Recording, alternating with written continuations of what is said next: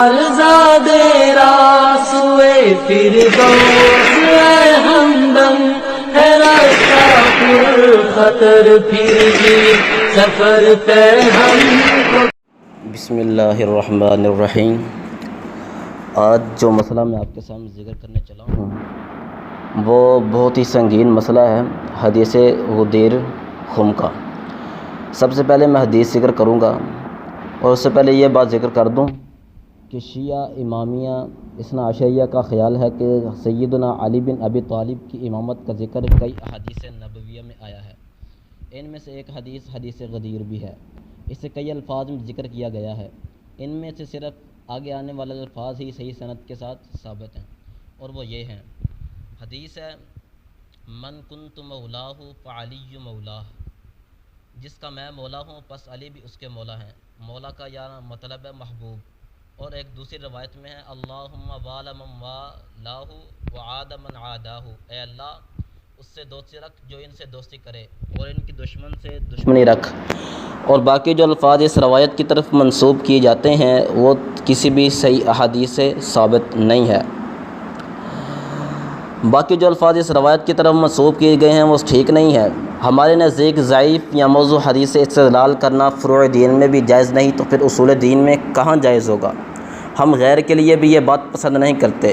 آئیے تھوڑی دیر کے لیے اس وقت اور جگہ کے متعلق ٹھہر کے دیکھیں، ان لوگوں کے متعلق جو وہاں پر حاضر تھے، تاکہ عقلی طور پر غور و فکر کرنے سے حدیث کی مراد ہم پر واضح ہو جائے۔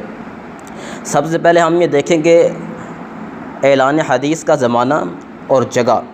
روایات کے مطابق حدیث نبی صلی اللہ علیہ وسلم نے حج مکمل کرنے کے بعد واپسی کے موقع پر جب مدینہ طیبہ کی طرف 150 میل سفر طے کرنے کے بعد ارشاد فرمائی۔ جس جگہ پر یہ واقعہ پیش آیا اس کا نام تھا غدیر خم، اور 18 ذوالحجہ کی تاریخ تھی۔ اس وقت آپ کے ساتھ اہل مدینہ کے علاوہ کوئی دوسرا نہیں تھا، نہ ہی اہل مکہ میں سے، نہ ہی اہل طائف، نہ ہی اہل یمن، اور نہ ہی اہل یمامہ، اور نہ ہی کسی دوسرے شہر کا کوئی باشندہ، اس لیے کہ باقی لوگ مکہ سے اپنے اپنے شہروں کو چلے گئے تھے اور یہ جگہ ان کے راستے میں نہیں پڑتی تھی۔ اب جو اس حدیث غدیر خم سے امامت کے استدلال کرتے ہیں ان سے میرا ایک سوال ہے، جو یہ سوال بنتا ہے، اگر یہ حدیث اس امامت عظمیٰ سے متعلق ہوتی جس امامت کا آپ دعویٰ کر رہے ہیں، جسے شیعہ اثنا عشریہ دین کے اصولوں میں سے ایک اصول مانتے ہیں، تو نبی کریم صلی اللہ علیہ وسلم نے اس چیز کو عرفات، منا اور مکہ کے دیگر مقامات پر لوگوں کے عظیم الشان اجتماع میں کیوں بیان نہیں کیا، جبکہ اس معاملہ میں تمام لوگ برابر خصوصیت کے حامل تھے؟ مگر پھر بھی آپ صلی اللہ علیہ وسلم نے اس کا اعلان صرف اپنے اصحاب میں سے اہل مدینہ کے سامنے کرتے رہے۔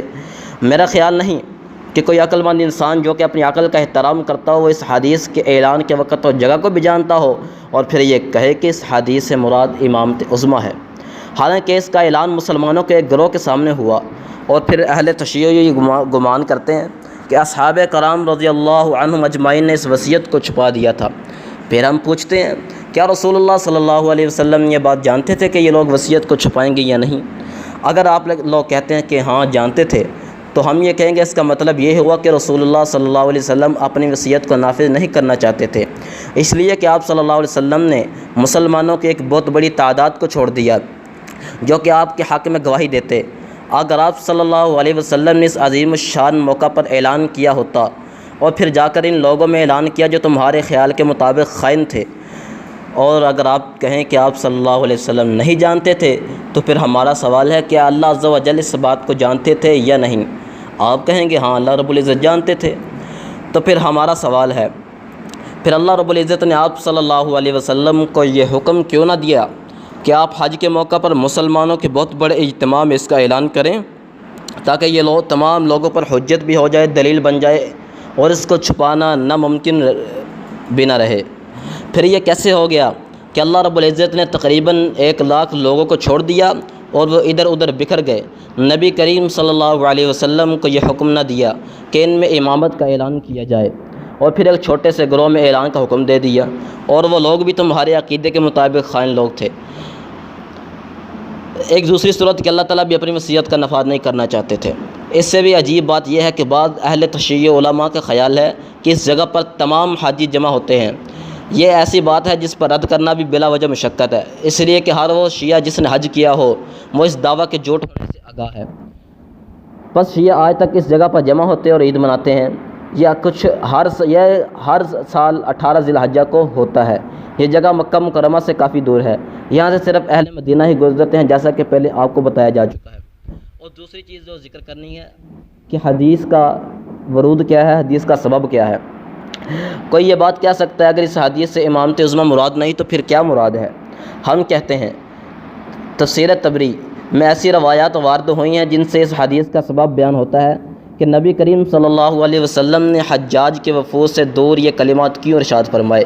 یہ ذکر کیا گیا ہے کہ جب حضرت علی رضی اللہ عنہ یمن سے واپس تشریف لائے تو آپ کے ساتھیوں کے مابین کچھ جفا ہو گئی، چپکلش ہو گئی، جس کی وجہ سے نبی کریم صلی اللہ علیہ وسلم نے یہ کلمات ارشاد فرمائے۔ ابن جریر نے اپنی سند سے یزید بن طلحہ بن یزید بن رکانہ سے روایت کیا ہے کہ جب حضرت علی رضی اللہ تعالیٰ عنہ یمن سے تشریف لائے تو آپ رسول اللہ صلی اللہ علیہ وسلم سے ملنے کے لیے جلدی آگے نکل گئے اور اپنی جگہ لشکر میں سے ایک آدمی کو جانشین بنا دیا۔ اس آدمی نے لشکر والوں کو ریشمی لباس پہنا دیے جو کہ حضرت علی یمن سے لائے تھے۔ جب لشکر قریب پہنچا تو حضرت علی ان کے آگے آئے اور ان پر ریشمی لباس دے کر کہا تمہارے لیے بربادی ہو، یہ کیا کیا ہے؟ اس نے کہا یہ لباس ہم نے اس لیے پہنایا کہ تاکہ جب لوگوں میں جائیں تو خوبصورت لگیں۔ آپ نے فرمایا ہلاکت ہو، رسول اللہ صلی اللہ علیہ وسلم کے پاس پہنچنے سے پہلے یہ اتار دو۔ انہوں نے وہ لباس اتار کر واپس اپنے جگہ پر رکھ دیے، لیکن لوگوں کے دلوں میں شکوہ باقی رہا۔ علامہ ابن کثیر دمشقی رحمہ اللہ تعالیٰ فرماتے ہیں اس حدیث کے متعلق جو دلالت کرتی ہے کہ آپ صلی اللہ علیہ وسلم نے حجۃ الوداع سے واپسی پر مقام جحفہ کے قریب مکہ اور مدینہ کے درمیان میں خطبہ دیا تھا۔ اس جگہ کو غدیر خم کہا جاتا ہے۔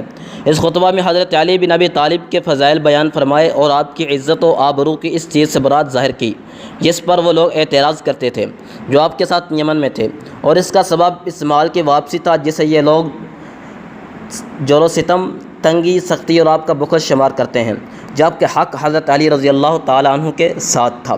یہی وجہ ہے کہ جب آپ صلی اللہ علیہ وسلم حج سے فارغ ہوئے اور مدینہ واپس لوٹے تو آپ نے راستہ میں بہت ہی عظیم الشان خطبہ دیا۔ یہ 18 ذی الحجہ پیر کے دن اور بامقام غدیر خم کا واقع ہے۔ وہاں پر ایک درخت کے نیچے یہ خطبہ دیا جس میں حضرت علی کی قرابت داری، عدل و امانت بیان کی ہے، جس سے بہت سارے لوگوں کے دلوں سے شکوک و شبہات کا ازالہ ہو گیا۔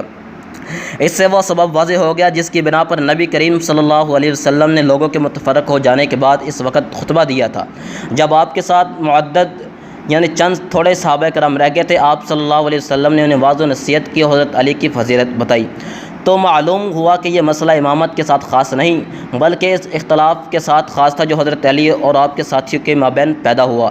بس ایسی چیز کا حج میں تمام لوگوں میں اعلان کرنا مناسب نہیں ہے۔ یہ بھی اعتراض کیا جا سکتا ہے کہ نبی کریم صلی اللہ علیہ وسلم نے اس اعلان کو مؤخر کیوں کیا، تو اس کا جواب بھی سنیے گا۔ آپ صلی اللہ علیہ وسلم اس امت کے مربی اور اس امت کے دلوں میں پائی جانے والی جرح ختم کرنے کے حریص تھے۔ صحابہ کے ساتھ ایسا واقعہ پیش آ گیا تھا جس کی وجہ سے ان کے دلوں میں حزن و ملال اور کدورت تھی، اور ابھی بہت لمبا راستہ تھا۔ آپ نے محسوس کیا کہ اتنے لمبے راستے میں دلوں میں وحشت اور بغض کا باقی رہنا یعنی کدورت کا سامنا رہنا، جسم کے اندر رہنا مناسب نہیں، خصوصاً وہ لوگ جن کا اس معاملہ سے براہ راست تعلق تھا۔ اور پھر مدینہ میں بھی ایسے لوگ تھے جو مدینہ کی حفاظت کے لیے بیٹھے تھے اور ان کا بھی اس معاملہ سے کوئی تعلق نہیں۔ تو آپ نے یہ محسوس فرمایا کہ تمام لوگوں میں حج میں اس کا اعلان مناسب نہیں یہاں تک کہ علیحدہ ہو جائیں، اور جب علیحدہ ہو گئے تو پھر جلدی سے حضرت علی کا مقام و مرتبہ بھی بیان کر دیا تاکہ وہ لوگ اپنے موقف سے رجوع کر لیں جن سے حضرت علی کے حق میں جفا ہو گئی، کیونکہ یہ تمام لوگ نبی کریم صلی اللہ علیہ وسلم سے محبت کرتے تھے اور آپ کی رضامندی کے حصول کے حریص تھے۔ تو آپ صلی اللہ علیہ وسلم نے فرمایا من کنت مولاہ فہذا علی مولاہ، جس کا میں دوست ہوں اس کا یہ علی بھی دوست ہے۔ یہ انتہائی مختصر کلمہ ہے جس سے دلوں کے میل کا ختم کیا جانا ممکن تھا۔ یہ اعلان اپنے موقع و محل پر ہے۔ یہ اعلان نہ وقت سے پہلے مناسب تھا اور نہ ہی اس میں تاخیر مناسب تھی۔ اس سے یہ واضح ہو گیا کہ اس کا سبب امت کے گروہ کے ساتھ خاص تھا، پوری امت کے ساتھ عام نہیں۔ اور جو اب بعض روایات کے زائد الفاظ ہیں اللہم والا من والاہ وعاد من عاداہ، اس کے باوجود کہ ان الفاظ کے صحیح اور ثابت ہونے میں علماء کا اختلاف ہے، پھر بھی یہ حدیث اپنے سابقہ استدلال سے فارغ نہیں ہوتی، اور وہ استدلال یہ ہے کہ یہاں پر مولا کی تفسیر محبت محبوب سے کی گئی ہے، نہ کہ امامت سے، اس لیے کہ اگر یہاں پر امامت مراد ہوتی تو یوں فرماتے اللہم والی من اطاعہ وعاد من عصاہ، اے اللہ اس سے دوستی کر جو ان کی اطاعت کرے اور اس سے دشمنی رکھ جو اس کی نافرمانی کرے، یعنی آپ نے مولات یعنی دوستی اور اس کی ضد کا ذکر کیا جو کہ عداوت ہے، اور یہی چیز حدیث کے سبب کے ساتھ مناسب تھی، جو سبب ان کے اندر جفا کا تھا، حضرت علی اور آپ کے ساتھیوں کے مابین پیدا ہو گئی تھی، اور یہ حدیث ان مقدمات کا علاج تھی جن کے بارے میں کسی بڑی عداوت یا حادثہ پیش آنے کا سبب بننے کا اندیشہ تھا۔ حدیث میں زائد الفاظ صحیح نہیں ہیں، اس کے حوالے سے آئیے ذرا آگے چلتے ہیں۔ یہ پہلے ذکر کیا جا چکا ہے کہ حدیث کے اندر جو زائد الفاظ ہیں وہ ثابت نہیں ہیں، اور ذرا آگے دیکھیے۔ اس کے برعکس شیعہ امامیہ کا خیال ہے کہ اس مذکورہ بالا روایت کے علاوہ اور بھی 20 حدیث موجود ہیں جن سے امامت ثابت ہوتی ہے۔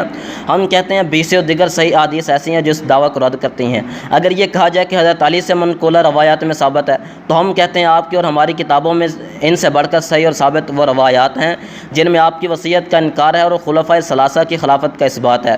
آئیے اہل تشیع کی معتبر کتاب نہج البلاغہ سے آپ کو پیش کرتے ہیں حوالہ۔ نہج البلاغہ شیعہ اثنا عشریہ کی ایک معتبر اور مانی ہوئی کتاب ہے۔ اس میں ایسی روایات موجود ہیں، ان میں سے ایک حضرت علی کا فرمان ہے تم لوگ مجھے چھوڑ دو اور میرے علاوہ کسی اور کو چن لو، کیونکہ ہم ایسے کام کا استقبال کرنے جا رہے ہیں جس کے کئی رنگ اور چہرے ہیں اور اس پر دلوں کو قرار نہیں اور نہ ہی عقول کو ثبات ہے۔ آفاق اپنے اندر کئی رنگ چھپائے ہوئے ہیں اور راہیں اوپر لگی رہی ہیں، اور جان لو کہ اگر میں تمہاری بات مان لوں گا تو ایسی چیز پر سوار ہو جاؤں گا جس کے بارے میں کچھ نہیں جانتا۔